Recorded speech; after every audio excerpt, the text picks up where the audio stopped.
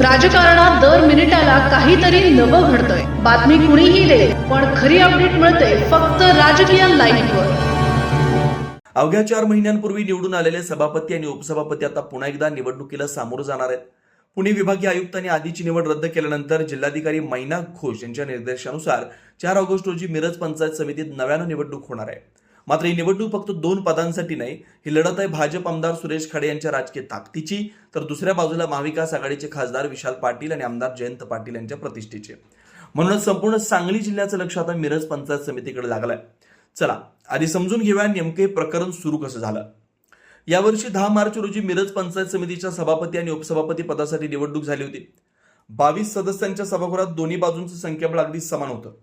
काँग्रेस, दोन्ही राष्ट्रवादी आणि दोन्ही शिवसेना यांच्या आघाडीकडे 11 सदस्य, तर भाजप शिवसेना युतीकडे 11 सदस्य होते। अशा परिस्थितीत प्रत्येक मत अत्यंत महत्त्वाचं ठरणार होतं। पण मतदानाच्या दिवशी एक अनपेक्षित घटना घडली। बुधगावचे शिवसेना सदस्य पांडुरंग इंगळे मतदानासाठी उपस्थित राहिले नाहीत। त्यांच्या गैरहजेरीचा थेट फायदा महाविकास आघाडीला झाला आणि तन्वी कमलेकर सभापती तर ललिता शेजूळ उपसभापती म्हणून निवडून आल्या। पण यानंतर वादाला सुरुवात झाली। भाजप आणि त्यांच्या मित्रपक्षांनी गंभीर आरोप केला की पांडुरंग इंगळे यांचं अपहरण करून त्यांना जाणीवपूर्वक मतदानापासून दूर ठेवण्यात आलं। या आरोपांमुळे संपूर्ण जिल्ह्यात खळबळ उडाली। या प्रकरणी पोलिसात गुन्हा दाखल झाला आणि भाजपच्या सदस्य राणी भोरे यांनी पुणे विभागीय आयुक्तांकडे संपूर्ण निवडणूक प्रक्रिया त्यालाच आव्हान दिलं।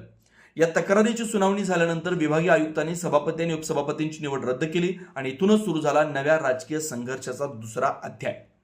विशेष म्हणजे या निर्णयाविरोधात राज्य शासनाकडे अपील करण्यासाठी अजून 30 दिवसांची मुदत शिल्लक असतानाच प्रशासनानं 4 ऑगस्ट रोजी नव्याने निवडणूक घेण्याचा कार्यक्रम जाहीर केला।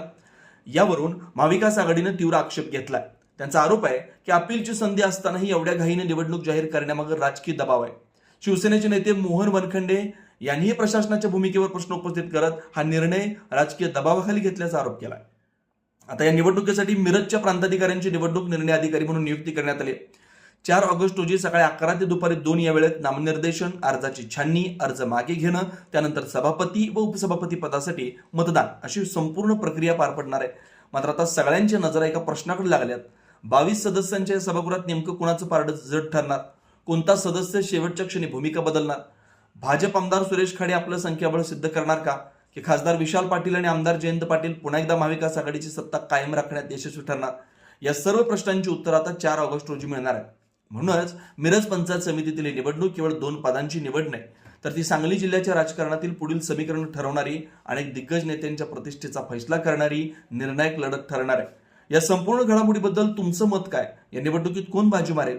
तुमचा अंदाज कमेंटमध्ये नक्की लिहा आणि सांगली जिल्ह्याच्या राजकारणातील अशाच ताज्या आणि सखोल बातम्यांसाठी आमच्या चॅनलला सबस्क्राईब करायला विसरू नका। धन्यवाद। सबस्क्राईब करा आणि रहा राजकारणाच्या रणभूमीवरील थेट नजरेत।